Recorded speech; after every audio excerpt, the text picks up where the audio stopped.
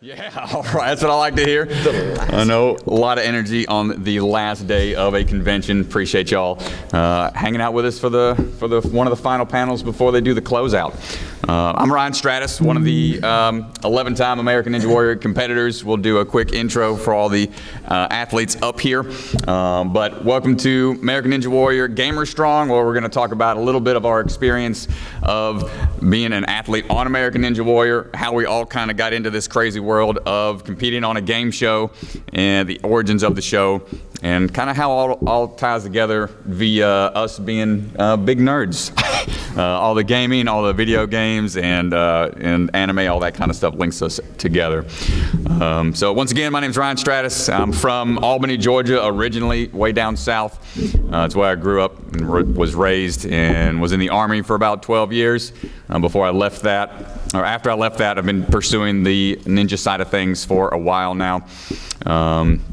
11 times on the show. I've missed out the last couple of seasons, but I will try to get back on there eventually. One of my most notable achievements is going all the way to Japan. That was back in season 3 of American Ninja Warrior, and still trying to get back out there. One of these days. Man to my left, go right ahead. All right, hello everyone. I'm Justin Kidd. I was known on the show as a slew of different names. I was the sewing ninja. Don't make fun of me, Mike. The sewing life ninja. I currently go by Weightless Kid. There's reasons for that. We'll talk about that later. I'm a military brat, so I'm from everywhere, but then I'm coming from Maryland, and I currently reside in Falls Church, Virginia, so I am a local. All right. Career-wise, my day job, here we go, nerd talk. I'm a senior software engineer, so yeah, I sit behind a computer and type all day, every day. My other jobs are part-time. I'm a performer/actor for the Washington National Opera and for ABT, the American Ballet Theater. And when I'm not doing any one of those part-time jobs, I'm a dad too. So I stay busy. Years on A&W. I've competed for 4 consecutive years, and it's been a blast. We'll talk more about that, as you know. Long story short, my biggest accomplishment, I would say, was when I went from what's known as a walk-on to a Vegas finalist. That made me feel good about myself, because there's nothing like waiting in lines to try to show yourself, show people that you can do something, and you do it. And lastly, I'm talking too much, so I'm going to shut up. Passing over to Mike. You're good. I think they said we got the time for it. So on now to Mr. Bernardo. Hi guys, I'm Mike Bernardo. I live in DC. I work for the DC Fire and EMS Department as my normal way of making money to come to these type of things. I've been on the show 10 seasons. I started a little bit after Mr. Stratus. He was one of the people that I reached out to creeping on the G4 TV forums, trying to figure out how a fellow nerd could become a ninja international man of mystery. Yeah, that's pretty much what got me into Ninja Warrior. At the beginning was I used to watch G4 after I got off work, and I think it was either after there was like an anime block that came on late at night, and then there was this the Midnight Spank. The Midnight Spank on G4, and Sasuke, the American version of that that they showed on G4 called Ninja Warrior used to come on after that, and I was like, what the hell is this? But it looked like, to me, and I think what ended up being actually what it was conceived as was, let's try and make an action platformer in real life and have people run it, like Super Mario and Sonic and Donkey Kong Country and all that.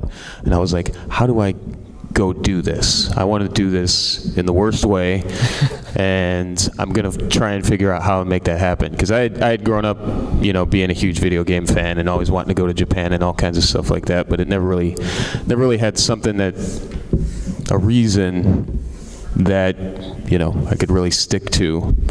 And yeah, here we are. What is this?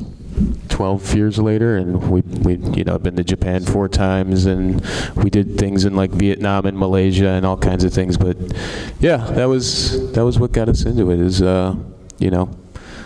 G4 video games in real life, and not wanting to grow up really. So James Mcgrath. I'm James Mcgrath. On the show, they call me the Beast. I'm from Seattle, but currently live in Massachusetts. For money, I coach and train children how to ninja. I've been on, 9 times. I generally make it to the national finals. I actually still have the current record for most city final first place completions. Oh, even though I've been out of it for a while. The past, since season 10, I haven't competed because I've been dealing with injuries. I tore my labrum in one shoulder, and that took like a year and a half to get over. And as soon as I was back, I tore the labrum in my other shoulder. So I'm looking to get back on this season.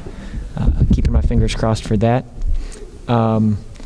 Outside of notable accomplishments, I'd say He was on Team USA versus Japan. I've been on Team USA versus Japan, where I was the only person on Team USA to ever run all the courses and win all my heats. Oh, nice. I am the Infinite Invisible Ladder skills champion. Challenge. They took the tower at the end and they got rid of the rope and put like head-to-head invisible ladders, which are just rings on like ratchets, counterweighted ropes that ratchet up. 80 and feet. That's like 80 feet in the air, and Tall. it was like a single elimination tournament. Yeah, well, I was against him first round for that and just got completely annihilated. Thought I had a chance, maybe. No chance whatsoever. He just beat me right out the gate. The Beast. That was a fun one. Yeah, I went to Japan with Stratus. I've also gone to China Yeah. for X-Warrior for Team USA. We came out on top overall. That was a lot of fun. But yeah, it's been a lot of hard work and a lot of just hard work getting back to where I am to actually try and compete again. So Yeah. So A lot of pushing reset over and over again, trying not to Reload. rage quit. give me another quarter. I guess before we got into the actual meat and potatoes of this, just want to reiterate that we are not affiliated with NBC. We aren't a part of the production team whatsoever. As athletes, we're all just kind of our own independent entities away from the show. We can't have any actual like official say from the network. So we kind of do all this on our own free will, just to pass on information and knowledge to other people that may be as big a fans as us of the show. So just want to reiterate that. Not a part of national broadcast channel, because if you work for that, you work for the show, that takes your chances of competing away. So that's the last thing we want. It's like we want to be able to compete as many times as we can. But yeah. Anything else with the intros before we get into some of the other discussions? I think that's it. Covers it. That covers Sweet. things. So just to go over the history of Sasuke, the original show. Sasuke was started back in 97. 97. I was going to say we got some trivia up here.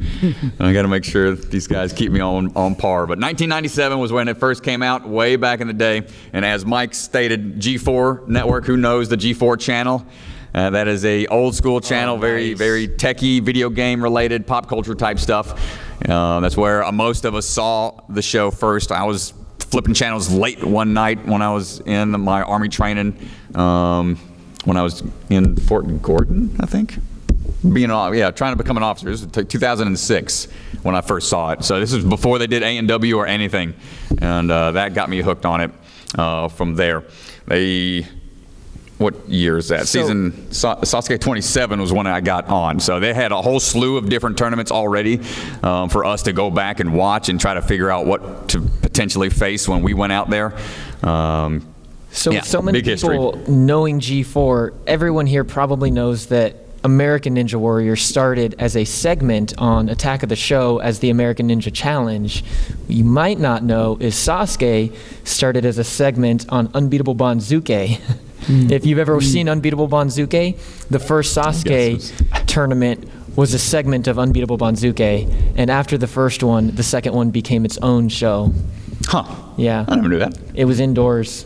I remember seeing, Sasuke 1 was all indoors. That was a part of the set. Run up a curved wall. Yeah, that was their warped wall at the time. It was like a 45-degree pitch. But it had like that AstroTurf, so Super you slick. slid. Yeah. Oh, that was a tough one. Pools of water like 8 inches high. Oh, great. Oh, man. Yeah, not safe. Yeah. But with its origins in Japan, it was so popular, it got sent out to all these different countries. It got the subtitles and whatnot. It wasn't until season 3 of American Ninja Warrior is when NBC wanted to pick it up.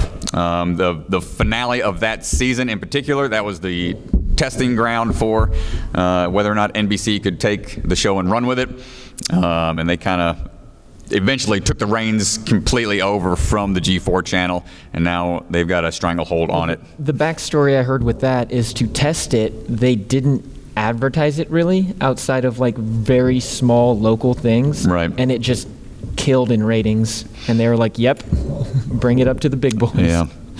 And it took some weird turns. It went from just that one episode from season 3 finale, then season 4, it was like split It was between half and 2 half. channels. Yeah. It was really confusing. Sunday, Monday.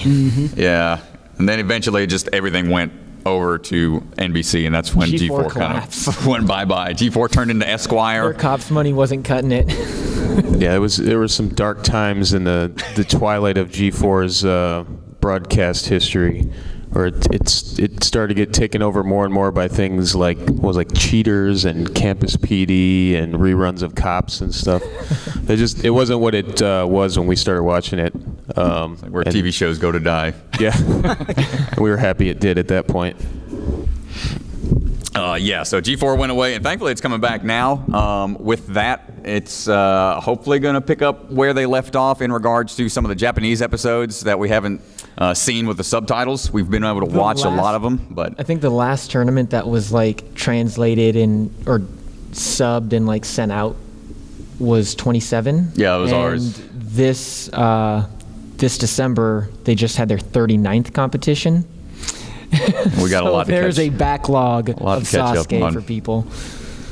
Who's ever seen the original broadcast as it's shown in Japan? Anybody's watched it? Okay, we got some diehards. We got some diehards out here. We got some hands going up. Heck Hard yeah. to find. Yeah. Very difficult to find. A little easier now. Their socials have gotten a lot better about interacting with the fan base and putting stuff out on YouTube. Better than A&W's. And they're a little more active. So if you just Google or YouTube search Sasuke and go by recent video submissions or uploads, you should be able to find a good database of some of the more recent ones. And you'll see the drastic changes. I had videos I wanted to be able to show, but I did not come prepared with the correct chords to be able to pull up all the videos I wanted to show to kind of show the differences between the two, because A&W has taken a stark departure from how the original show is. What you got? Yeah, that was definitely one thing that I think appealed to us about it compared to what the American show broadcast has become, which is very, very kind of generic American reality TV production with all that Variety show. types of things. Sasuke had, and they had to take it out when they started showing it on G4, but it was all like licensed video game music, anime music, movie music as their like segments and intros for people and everything. So that, Well, they just used it. They didn't actually acquire yeah. any rights to use it. They just did it. But yeah, it was definitely something that, you know, when you go and watch the Japanese show and you know, as a fan of those types of things, and you hear, oh, that's from such and such or whatever, and you know, then that becomes that person's theme. So that was always kind of like something that was something we wanted to do, is like, I want to go and be on Sasuke so they can use like, you know, Sephiroth's theme for me or something, and you know, that people will know me through that too, which is weird. So but Stratus, do you remember the theme that they used for you? Wasn't it like 2 Steps from Hell? Didn't I get some like? I think so. Epic- so for epic me, theme it songs? What was did you the get? song "Creating the Super Soldier" from the Captain America Really? soundtrack. Okay. Yeah. Okay. Yeah. Not bad. Not bad. Yeah, not a bad one. They don't tell you. You don't have really a choice either. They just kind of like, if you got a cool story or a cool run that might have been shown, then they'll throw some tunes your way. And sometimes they screw you.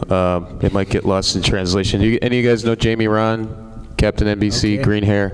Yeah. So for him, they used Green Day's American Idiot. That's his theme. And then he had the unfortunate, his first time on, he had the unfortunate happening of failing, I think, the second thing. So they just have him blaring American Idiot with this guy with green hair and then bouncing up the second thing and going away. And we were all very sad for him. Yeah, because to get out there as an American, it's so much more difficult now. You can't. You have to be invited. Yeah, now. you can't apply to it unless you live in country, and even then, it's very, very tough. They've got a select few people that they bring back every time, and then they're celebrities, and they only have 100 spots.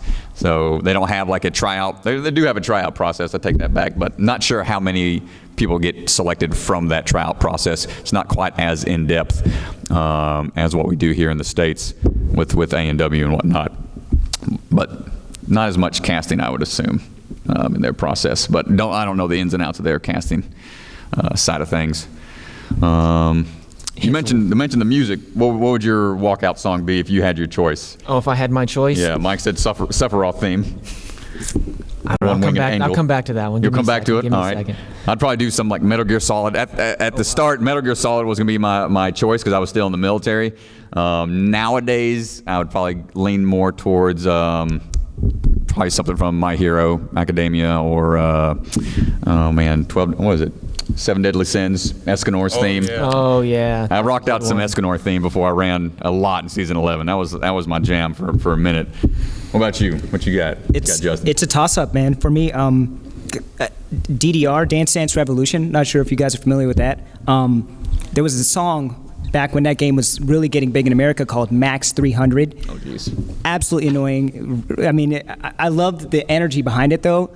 If I just wanted to get everybody, including myself, hyped, that would be one choice. But like, if you said no, absolutely pick something. Mega Man 2, Sigma final boss stage music, something. It was just so esoteric feeling. Like Yeah. when you just fall into that hole and you just hear that the synthesizer kick in. If you guys haven't played.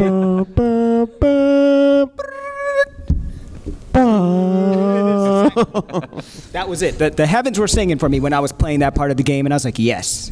So that would be my walkout song if I could choose. Dude, and what's so cool is like we get so hyped when it comes to playing games, and to be able to kind of keep that same mindset and get into the zone before doing like a big competition. You got the lights, you got the cameras, you got all your friends there cheering you on. It feels like you're in a real video game, like when you're out there. It's a very surreal feeling. I know I've blacked out, just like I don't remember what happened. I'd start, they'd say 3, 2, 1, go, and then I'm off, and then I'm hopefully at the top of the warp wall. I've lost all concept of reality at that point, and like, oh, okay, I finished. I guess I'll have to watch it on the show and see what happened. So it's your adrenaline is just so intense, and then the music just amplifies that. Whatever song choice that you pick to get hyped in the months leading up to it, to the plane ride flying out, to whatever sad song you're listening to on the plane ride back, depending on how you did. Yeah, in Japan, it's interesting because the announcers are like in a booth where you can't even see them, but I think like they have speakers all over the place. Yeah. And you can hear them commentating on your run like very, very clearly. For A&W, you can hear Matt and Akbar, like as you get closer, you can hear them talking because they're just like yelling at each other. Yeah. Yeah. They're talk going loud. off in the They in talk the booth. loud into the mic. There's a crowd, and so you can kind of hear them, but it's easy to like focus in and just zone that out. It's less easy to do that on Sasuke because they're blaring through the speakers, and like as you're running, you just hear the announcers like going crazy, and you're like, I must be doing something right. I hope so. And so like I felt like it was a lot. I mean, it was easier to not listen to because I couldn't understand what they were saying. But like when I got done, I was like, man, that probably is really distracting for people who speak Japanese. So there was a difference in that. I mean, for me, Sasuke was always like the perfect combination of like real life action platformer with like the anime and like video game music that they just throw in there. Because I'm like, I recognize that. Like there's a lot of Naruto music that they use. I think It's a stage clear theme. Yeah. And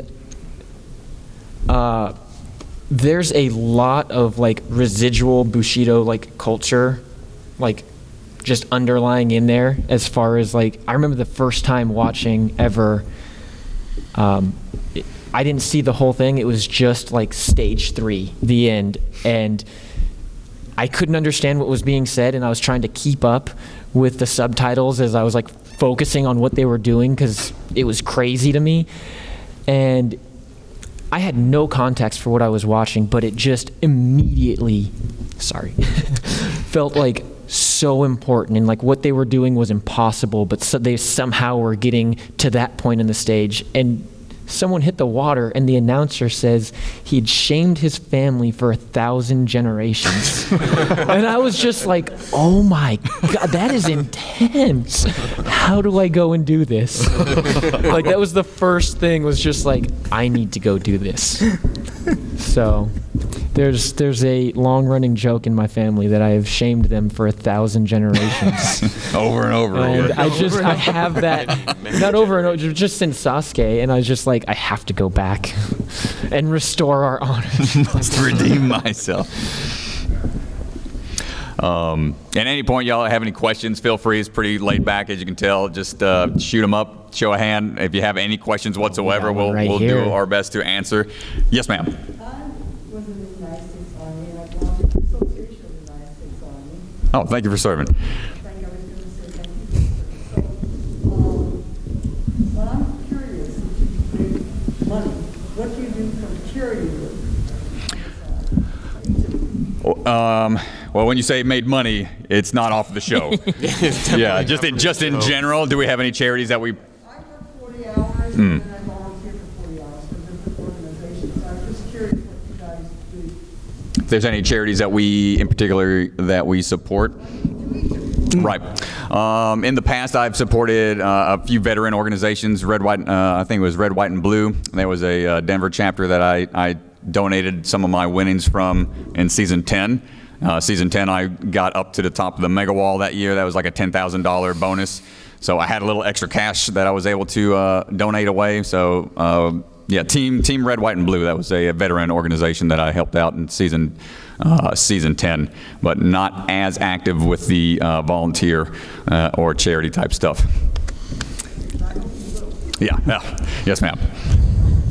Anybody else? Sure. Personally, I used to always volunteer for local community stuff where I was from in Seattle, and just kind of like cleaning up the neighborhood type stuff. The past 5 years, I haven't done much because so much of my time has been invested in myself, like my physical abilities. I'm sure that you donated like a food bank, for Christmas. Right, I used to do food drives and stuff like that. Recently, in the past 5 years, because I haven't been able to donate time, I have donated some money to different foundations for basically like kids in need.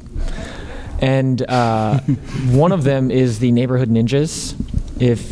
Oh yeah, Neighborhood Ninjas is a nice program. Being a ninja coach and like trainer, getting into the sport as a youth is amazing, and it's great for kids. The only problem is there's a real financial barrier. The sport of ninja is very expensive to do, and I know as a child, like I would not have been able to do it. So for me, it's important to try and, help kids that really need it be able to do it, especially the ones that love it. Nice. I've been working for DC Fire and EMS for 12 years now. I worked in East Cleveland, Ohio at my hometown for 7 before that, and in emergency departments in both cities as a paramedic. They both, something that the job really impressed on me is how much there is to do in these communities to fix a lot of the things that have been caused by history in this country. And, I see it firsthand every day. And, a lot of the conflict comes from me not really feeling like I can change much with my role in my job. I just come to clean up the mess after it happens over and over. So I've been trying to find other things that I can do, to try and impact the things that are causing the problems that I'm called to respond to. So I started at this organization called Reading Partners in DC, which you go to the DC public schools and you're like a tutor for an individual student who is seen as being behind in their reading level and stuff like that. I tried to get into Big Brother, Big Sister a couple years ago. I ended up, I forget what they said happened. Like the lady who was handling my application quit or something, and then I ended up starting a second job at GW Hospital ER, and then with everything that was going on, I ended up kind of losing track of that.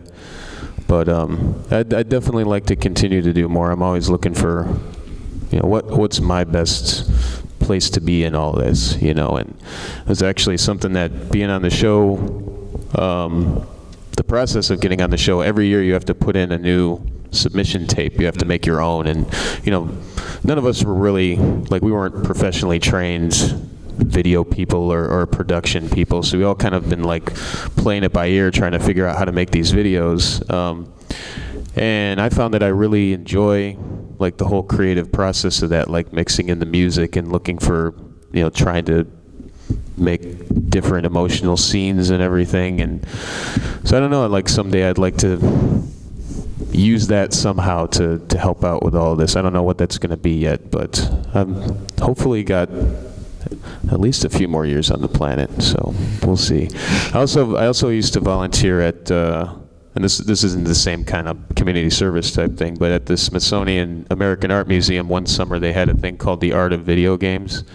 And I was like, oh, I'm going to go do that. And it ended up being a lot less cool than I was hoping it was going to be. I thought I was going to be chopping it up with people about the exhibits and everything in video games. Most of the time you were standing there showing people where the bathrooms were for a couple hours. So, but it was a really cool exhibit. I was glad to get to be a part of it, but that's it. Thanks. And one thing that these gentlemen aren't saying is that a lot of the community service and contributions they do make, they make it nationwide throughout the year since they've been competing. These guys, I've traveled with them across the nation pro bono just for supporting other community groups that will sponsor ninja-related events and competitions for youth specifically. In fact, that's one of the main reasons why I ended up sticking with ninja for as long as I have. I tend to get a sense of something and move away, but then the community, particularly guys like this, that just it was more than just having fun. Once they saw that they were making an impact on the youth specifically and adults, they were like, wow, okay, well this is cool. Even if it feels like it's just a minor drop in a bucket, it was still more than nothing. But for me personally, when it comes to financial contributions, I financially contribute to a charity called Thorn, which is the Digital Defenders for Children. I don't want to get too deep about what's happening with children in the world. It's a dark well. I contribute what I can financially for that. When not doing that, I also do community service for. Oh, I forgot. I got another job. So one of my other part-time jobs is I work as an ambassador for a climbing gym out here in Virginia, known as Sport Rock. And that ambassadorship has given me the opportunity to set up and support outreach groups for schools, elementary and middle schools that come, and we have groups that I'll coordinate with, and any other individuals from other gyms. I'm basically sponsored to go out and navigate who might have interest in building other skills, specifically rock climbing. I'm working with that with Sport Rock. And let's see, financial contributions. I got the side work. Oh, that's that job I have too. That one's pro bono. I don't get paid for that. And in the community service we do when we travel and we go out there. the pandemic has been pretty drastic on a lot of businesses. We already know that. I can speak for several of the ninja community gyms that were in the DMV and just outlying areas. Unfortunately, a lot of them did falter over time.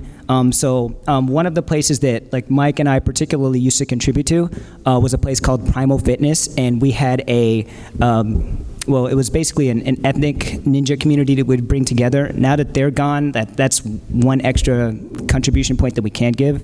So that's unfortunate. But long story short, that community service and the contributions that come from the platforms that we've been able to build is at the forefront of why I continue to do what I do.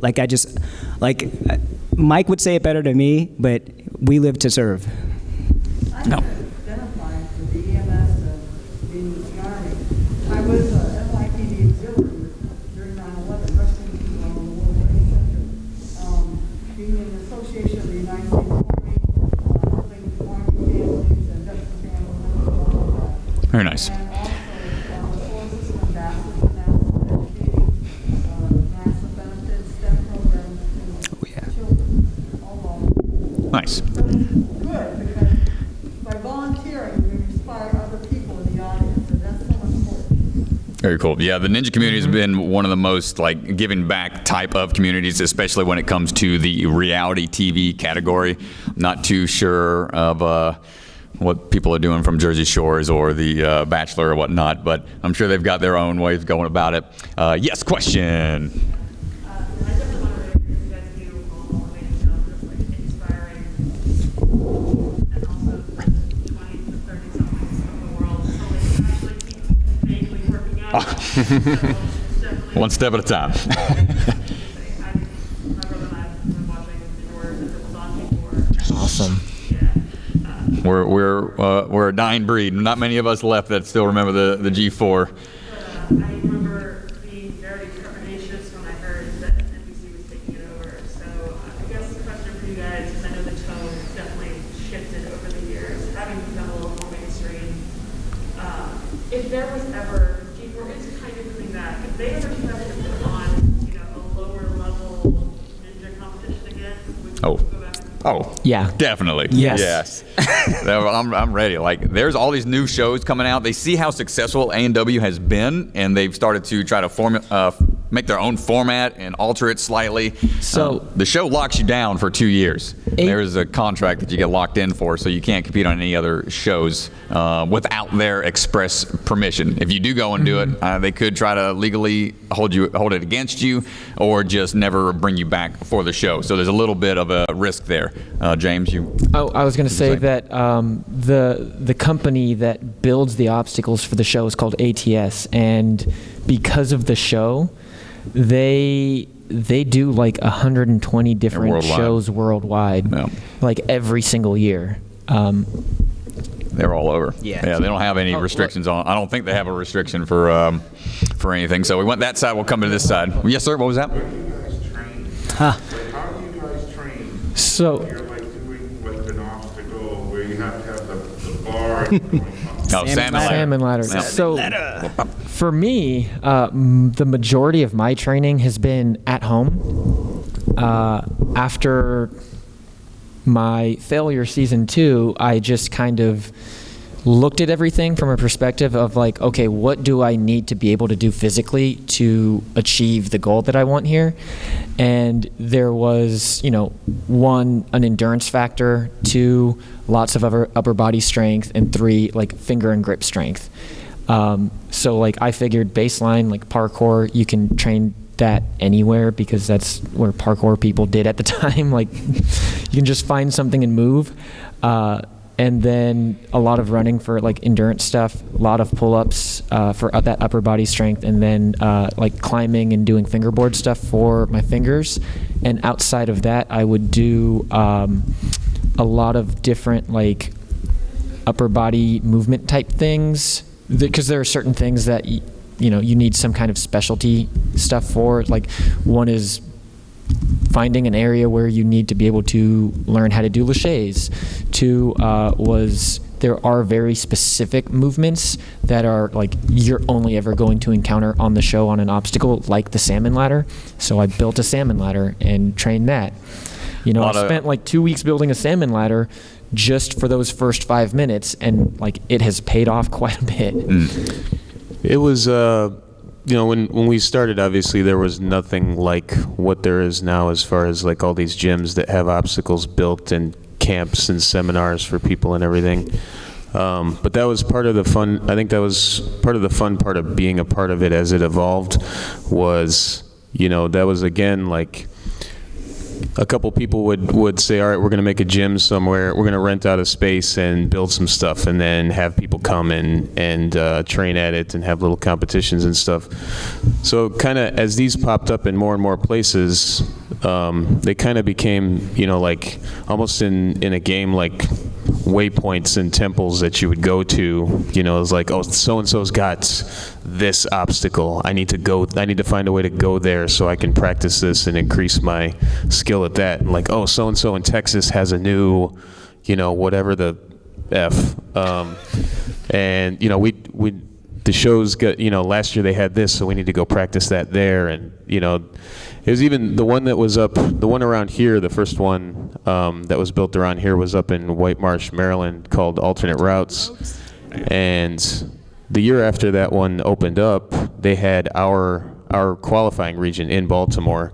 So like the week leading up, we were like spying on what they were building in Baltimore, and like Tony, the owner of the gym, was like rigging stuff up in the gym for us to come and practice before it happened. But yeah, then it's over the years it's gotten bigger and bigger to where they've actually turned it into, like, the different gyms have formed leagues where there's regular competitions and keeping track of points and stuff. And I think Chris originally patterned the point system after Mario Kart, like for the different places and for moving on and everything. But now it's, yeah, the National Ninja League is now kind of like what are they in their 7th season now?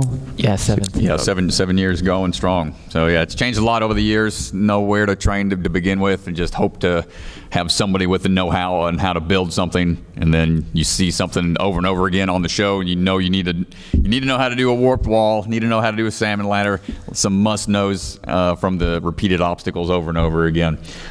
Yes, sir. Then we'll come right next to you in the white afterwards. Okay. Something that both me and our whole family watched for so long ago is like sort of reality TV-ification of the NBC era. Yeah. There's been like, I don't know how else to describe it, power creep on the obstacle to an almost satirical extent. Oh yeah. So do you guys feel like there's something kind of lost when they introduce obstacles that get like sadistic? Such So as I the have to corkscrew specifically is one that whoosh, that one messed you up. Like, there's so many fan favorites who go out on these new obstacles. Like, do you think that like that kind of stuff is good for the show and it keeps things fresh and competitive, or do you think it kind of hurts it in a way that like introduces sort of an element? So, I'll let y'all. Who wants to take So it? I I would got say, something to like, say about it too. part of that is they Going in on this one. they're always trying to come up with something new, and they're always trying in their heads what makes for good TV is like a 30% rule. Like they want like between 20 to 30% of people hitting buzzers out of the field. Sometimes they hit that mark, sometimes they don't. But I know for a fact one of the, if we're talking about like city finals and qualifiers, you'll take a look at some of the courses and you'll go, this course is easy compared to that one. And partly is because in the Northeast, there's just such a high density of ninja gyms that the quality of competitor is much higher than other places, which is why you've seen them, particularly in the Northeast, qualifying rounds and city finals, overdo it. Where they're like, oh, these good competitors, they'll be fine. And then that's why the Northeast region has like the most zero clear episodes out of anybody. And I think, some obstacles worked and some obstacles didn't. Like the invisible ladder, That season that they introduced it, for city finals clears, they had, I think, 6 the first year and then 9 the second year, and then they were like, nope, we're going back to some spider climb. So they've dialed it back in some ways, and in other ways, I think they continue to do more flashy obstacles where you get one shot at doing the thing, and if you don't do it perfectly, you're hitting the water. Yeah. We call those low percentage clears. Yeah. And it's very, very tough. Some things they're doing now in gyms. Up for grabs. Up for grabs, or the mail slots or special delivery. deliveries where it's just like a piece of wood, but with a very small slot for your fingers to go inside to grab onto. And doing that midair as you're swinging to it, and hopefully go right inside of the slot and grab on. They haven't introduced anything Like quite flying like bar that. type obstacles where like if you miss one of the sides of a flying bar, The you can't two recover cradles. from that. Yeah.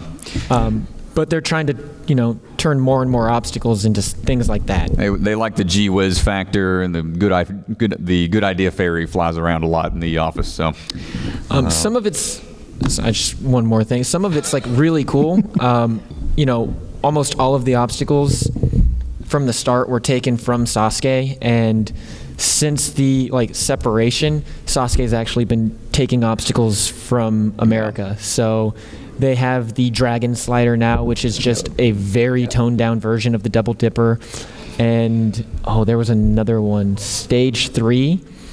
They put, if you've seen the end of stage 2 this past season, that those X-shaped reverse grabs. falling shelves. They had that at the end of stage 2. Yeah, they put a very toned down version of that in stage 3 before the cliffhanger, which is insane over there. Absolutely. They replaced the cliffhanger with the falling shelves. No, it's the obstacle before the cliffhanger. Oh, before that. Yeah. Okay, that's kind of it's kind of a gimme. Yeah. Leading but into that. I mean, you say things like that. One of the things for the cliffhanger specifically, it's gotten, I think, kind of easier over the years. It used to be the 3 millimeter or 3 centimeter ledges, and then now they're 4 or 5 centimeter ledges because you can't tell the difference on TV. You can't see how hard it is or feel how hard that is. So they made it easier, but then put in a lot more dynamic moves where you're flying through the air and doing those 180 transitions that look crazy, that are objectively easier than just traversing a smaller ledge. Oh, James said. Anything else? James covered it. Only quick adds to that. We get to interact with a lot of fans, as you know, too. A bit of contention that you'd also hear when it comes to this subject is, first off, we know that Ninja Warrior, it's aired across a period of time, and you're seeing different regions with different obstacles. One of the most common questions I would get was, hey, I watched this episode, and you guys had a different course. So, why? Why isn't everyone running the same course? And we'd be like, well, content. All right.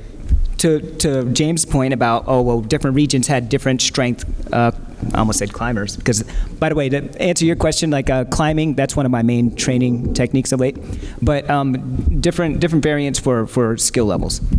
But yes, when you have that, when you're trying to make something spicy for TV, they just felt that they have to switch things up like that.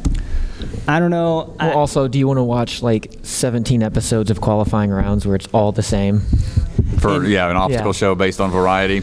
Right. Yeah. And it was interesting because when you have people who take stuff like this really seriously, the next follow-up question is, if I thought this was a competition, everyone should be doing the same thing, because then you can find out who the best ones are. So it's interesting. There's just some That's what contentious Vegas points is that I've for. seen. And they do want a certain amount of, they want spectacular finishes, but they also want spectacular fails. And that was actually something that I became more known for than being successful towards the beginning. I had a couple pretty noteworthy fails off a couple of things, and but I owned it and I ran with it, and I actually started. That's how I wear caution tape around my head, kind of as a hachimaki, for after a couple of those, because I started in. Getting kind of disjointed, but I've hit my head a bunch of times on the show. But There's wristbands that we use in Facts. that we would use in the hospitals, like in the ER, to put on people that are at danger of falling and hurting themselves, and they say fall risk on them. They're like a yellow and black wristband. So I started wearing those as I was, going into the courses, and I was like, I was going to take one off for each buzzer and stuff like that, but yeah, they definitely want some of those, so they appreciate it when they get them. So sometimes they do make things that are, they leave that opportunity for people to have some pretty spectacular face plants and such. And they tell you it's all a spectacle to a certain degree. They want you to celebrate. They want you to be animated. If you're kind of like humdrum and you got the personality of a stump, not going to make it on TV. Your run will probably get digested during the commercial or not even shown. There's a lot of athletes that have competed on the show multiple years but haven't gotten any screen time. So there's like no proof of them competing whatsoever besides somebody with a shaky picture on the sideline, because they don't even let us, you're not supposed to even record your own runs. Like everything has to be controlled by the network.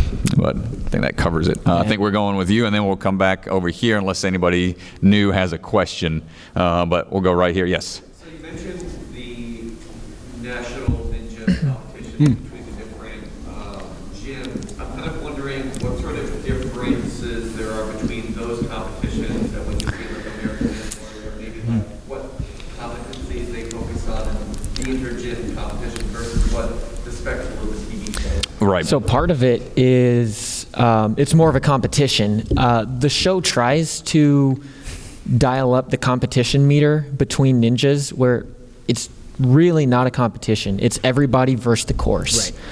And and that's what matters. But they're like, oh, he's trying to go faster than this person, and they want to make those stories. There, you can win money. I think now they give out the top 5 times cash prizes, so they want people to like fight for that. But it's still just ninjas versus the course. Whereas with the leagues, it's ninjas versus each other, and there's also kind of a underlying business aspect where you can't have like Sasuke Ninja Warrior style courses, because if everyone's on the course for 2.5 minutes and you have 60, 70 competitors, it's going to take, in that one division, you have 4 divisions to go through. So a lot of it has turned into speed courses and people trying to squeeze every second and be a lot more efficient in their run and quick. So they're kind of tailoring it more towards that. Yeah, it's definitely altered the way athletes train. You got people that are really good at specifically the show, and then you've got people that are just good at the off-season competitions as well. So The NNL has specifically pivoted in recent years because they realized oh, hey, we have 5,000 people that qualified for our world tournament. So they've now split it up. So there's going to be I think only 1,000 people at Worlds this year by going through like a city finals type thing, a regional competition before qualifying for Worlds now. And so that way they can at Worlds have more of a endurance based ninjas versus the course type of course, but still competing against each other. And then you've got certain leagues or certain gyms alone will do standalone competitions with multi stages, and like Jungle Gym down in Florida just did one. That's the Bergstroms, Caleb Bergstrom and family just did a multi-stage competition, more similar to how the show would do it, and have their own rule set and be like, all right, we're going to take a percentage instead of you got to hit a buzzer to move on. Because from a business standpoint, as a paying customer, if you're done in a minute and a half, or worst case scenario, you fall somewhere, you want to still be able to have a chance to move on and feel like you got your money's worth out of it. I think we're down to our final 5 minutes or so. So let's get a question from somebody that hasn't asked one quite yet. Oh, we got some more. Just yell them all out at once. No, let's go this side of the room right here, then we'll bounce back and forth, and we'll try to knock it out. Okay? Very good. What's the hardest obstacle you've either done or seen? For me, it's always been fingertip stuff. Anything grip related, never the best at. And then also balance is always a crapshoot when it comes to tricky balance stuff. Getting to sleep in the morning after the first night so that you can go back and be up all night the second night and do it again, except harder. The film schedules are really, really Yeah. brutal. For me, Good answer. double helix. It was obstacle 9 in Orlando City Finals. Yeah. And it was a pretty pumpy course, and it was like vertical grip. And I think to make it through the entire obstacle, it was like 20 plus moves. Bunch of And most grabs. obstacles are like, 2 or 3 throws. yeah, like 6 to 8 moves. This was like 25 or 30 different hand placements on vertical grips, which are like some of the hardest. And yeah, it was tough and it was long. Hardest obstacle. Hardest obstacle. Mike took mine, so my second one is getting on the show. Oh yeah. The my- walk Line and online. getting Yeah, accepted. getting on it. No, but oh gosh. It's a tough one. Okay. The hardest obstacle. was Hardest the first obstacle is one. any Nasty. obstacle that is wet before you get to it. Which sometimes they don't dry. Yeah, they don't Yeah. dry off all of them. Just filming at true night, stories. Check out my condensation videos. happens. Yeah. Yeah, it's Rain something delays. you don't appreciate from watching the very carefully edited 2-hour package that's shown at a nice time of night and a nice time of year. Those are what you see on TV happens from as soon as it gets all the way dark, regardless of what the weather is, as long as it's not like actively thunderstorming, until they finish at like 5:30 in the morning. Sun's almost coming up. So depending on, we've had seasons where they've been clearing ice off of things in the middle of the course. There's been times where we've had to run under bridges because of thunderstorms coming in, and then as soon as it's not completely dangerous, they're like, all right, they kind of dry stuff out, and they're like, all right, go, go, go. Sometimes they don't dry stuff. Yeah, but yeah, that's definitely one of the bigger obstacles of it being outside is like someone might get and you don't get appreciated on the broadcast. Like someone might just breeze through something and they had like the perfect slot. Like they ran at like 9:30 and it was 70 Somebody ran and they degrees and there was slipped no all- water on the course. Then the next person ran at like 5:15 a.m. and it was 20 degrees and they had just melted ice off of the quad steps and Yeah. so there's that kind of thing A lot happening. of things. They don't mention any of that. It's all controlled for them. This side of the room. Yes. Sorry, just to start. All stunt performers use learn more core to add to their toolkit. I'm a stunt performer myself. Now, I can't do anything like you guys. I can fail over vaults and things like that. Right. I was curious, have you ever been approached for stunts? Have you used your skills or trained stunt performers? I've been able to do a couple stunts in my day. Back in Atlanta, I was on The Walking Dead, Hunger Games, Divergent, and a few other TV shows like The Originals, a few things like that, and got the living crap beat out of me with the golf club in season 4 of Walking Dead. Daryl Dixon. Daryl got him. Yeah, if you watch the scene with him and Beth going to the golf club, trying to look for liquor. I think she was looking for like peppermint schnapps or whatever. Season 4, episode 11 was when I got the living snot beat out of me, and that was my first ever stunt gig. So got a couple of them, but it helps to show that like, hey, I do this on the show. Does this apply? Not really. Okay, but I can take direction very well, and I'll show up to the right place at the right time with the right stuff. That's mostly what they look for. And then same for me. The work that I do for the Washington National Opera, I am a stunt performer and actor for them specifically because they were like, "Oh, you've got this experience." I was like, no, well, I run on things. Like I didn't know how that correlated, but in their mind it did. So they've made me a mainstay for them when it comes to performance and stunt work. We got 2 minutes, quick fire here. We got yes, ma'am, and then we'll come behind you right after that. So right up front. So what are some of your favorite memories with the other ninjas from either filming or not filming? We'll be here for another couple hours. Yeah, We have that's so many, man. This All is of them. It's just it's so fun to reminisce and just Yeah. get together and just say some random phrase and then boom, we're back at that moment in life. It's the time we went to Malaysia was a specific one. Me and Mike, a lot of good memories from those years, and just having like times like this would be another check block in the memory book for times we get to spend together. Next, yes, sir. So for people who own gyms or have obstacles in their backyard, like you said, you built a salmon ladder. Are there like standard designs that you find for like the exact spacing between the rungs There are now. Yeah, Finally, there now. are. Right. But a lot of that was just sourced from people like taking pictures and like figuring out, scaling for themselves. And Like David first, yeah. Yep. yeah, so David Campbell, David first Campbell. backyard, really. Yep. I mean, I don't know where you would go. Like, all this knowledge is just in my head. Like, if you were to ask me, like, what the distance of something is, I could just, like, blurt it out. But World Ninja Sport has a. I don't know anywhere online to, like, I think... Yeah, World Ninja Sport, I think they do, like, backyard setups, though. It's like a lot of companies will say, hey, we'll provide the following, here's what we offer, and they'll come and build it and stuff. But I think Ninja Warrior Blueprints.com might be a place you can go and buy the blueprints for specific obstacles. I don't think ATS will just up and sell you any of these specific, like, exact things that they use for the But I show. can tell you, like, a salmon ladder rung is, Foot apart. 12 inches. On Sasuke, like, on the final stage, it's like a 16-inch rung. It's usually at, like, a 35-degree angle. Cliffhangers, a 3mm ledge or a centimeter ledge with, like, a 3mm rounding on the top, so...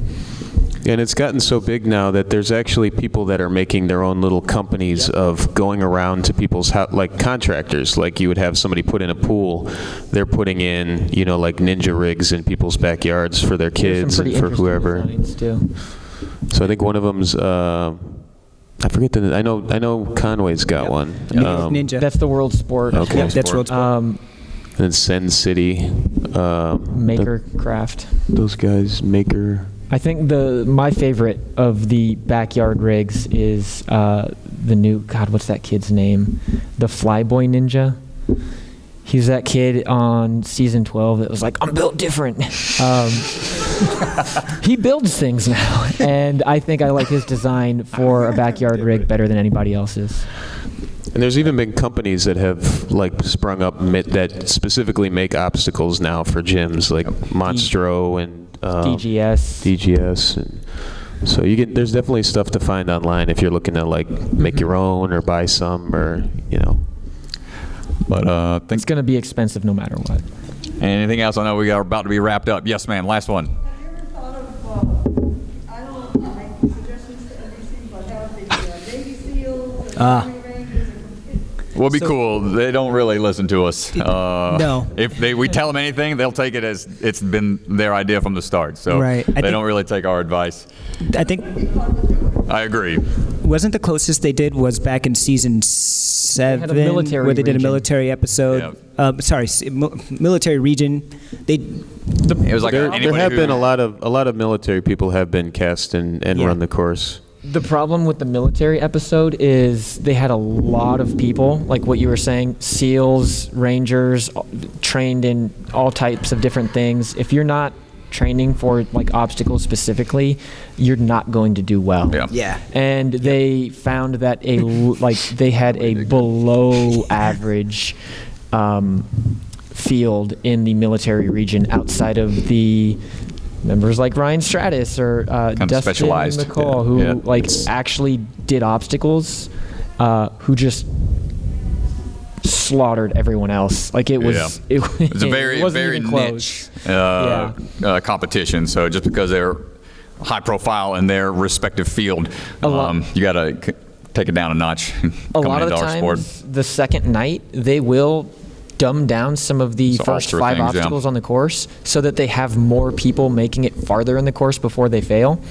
So if someone like fell on the 4th obstacle the first night and they like qualified for the second night, they want to see those people go to like fail the salmon ladder, get on the new stuff. And so they'll dole it down, and they doled it way down for the military region, and they didn't get much better results. So this stuff is really hard. They have like professional athletes and Olympians all the time competing on the show, and very, very rarely do these athletes make it past this second or third obstacle. Tough times. Yeah. But we only had an hour, folks, and I appreciate y'all coming by. If you want to do any photos or anything, we'll come down, we'll get masked up, and we'll chit-chat with y'all some more. So thank you so much for hanging out with us, everybody. Hope you have a great weekend. Thanks for coming out, y'all. Thank you all. We'll come down for photos and whatnot here in a second.